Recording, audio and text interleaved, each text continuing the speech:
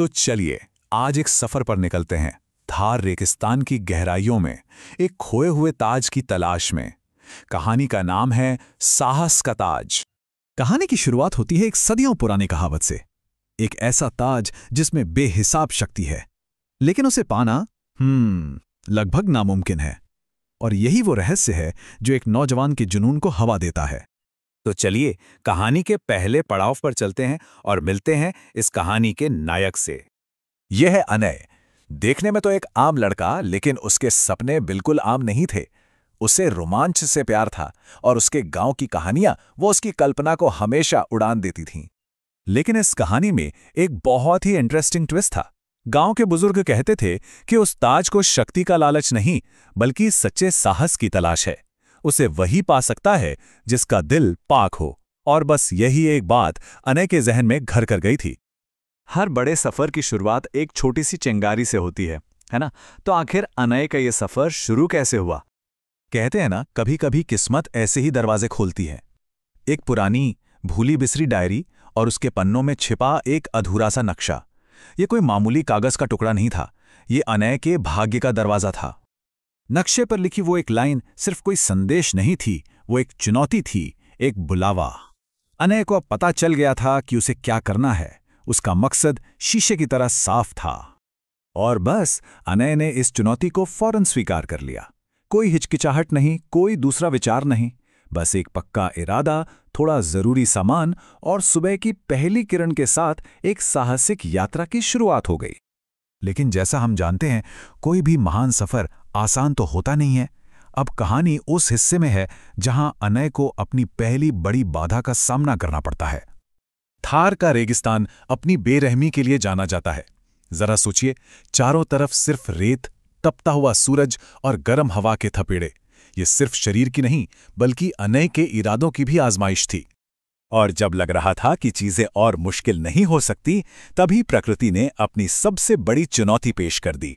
एक भयानक रेतीला तूफान, जो किसी को भी रास्ता भटकाने या हिम्मत तोड़ने के लिए काफी था। तूफान अपने चरम पर था। चारों तरफ रेत ही रेत, एक ऐसा बवंडर जहां दिशा और समय का कोई अंदाजा नहीं रहता। यहीं पर थी अनय के साहस की असली परीक्षा। पर कहते हैं ना, कभी कभी सबसे बड़ी चुनौतियां ही रास्ता दिखाती हैं। तूफान ने अनय को रोका नहीं, बल्कि एक तरह से उसकी मंजिल तक पहुंचा दिया। वो चट्टानी दरार, वो छिपा हुआ रास्ता अब ठीक उसके सामने था। तो अब अनय अपनी मंजिल के बिल्कुल करीब है। अब कहानी अपने चरमोत्कर्ष पर पहुंचती है। लेकिन अंदर उसका क्या इंतजार कर रहा था?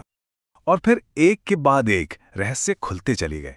दीवारों पर बने वो अजीब निशान, एक छिपा हुआ दरवाजा, और फिर आखिरकार वो नजारा जिसका अनय ने हमेशा सपना देखा था। पत्थर के सिंहासन पर रखा वो चमचमाता हुआ ताज। लेकिन ताज तक पहुंचना इतना आसान कहाँ था। जैसे ही अनय ने अपना कदम आगे बढ़ाया, सदियों से सोया हुआ रक्षक जाग गया। एक विशाल, डरावनी परछाई जो किसी की भी हिम्मत को तोड़ सकती थी। उस रक्षक की गरजती हुई आवाज पूरे हॉल में गूंज उठी। ये सवाल सिर्फ पहचान नहीं पूछ रहा था, बल्कि आने वाले की नीयत को चुनौती दे रहा था।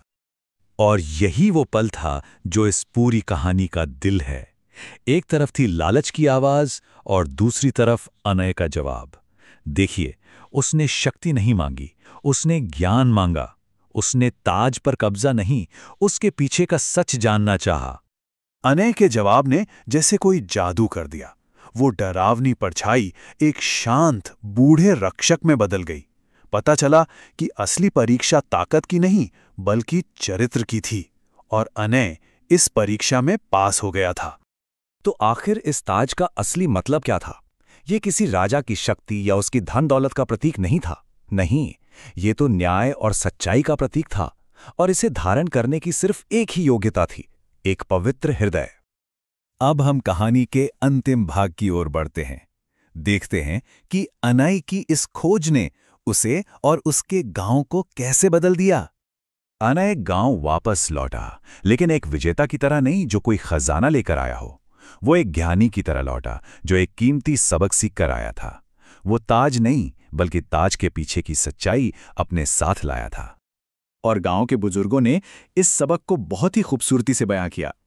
उन्होंने अनय का सम्मान किया क्योंकि उसने ये साबित कर दिया था कि असली बहादुरी हथियारों में नहीं बल्कि नेक इरादों में होती है।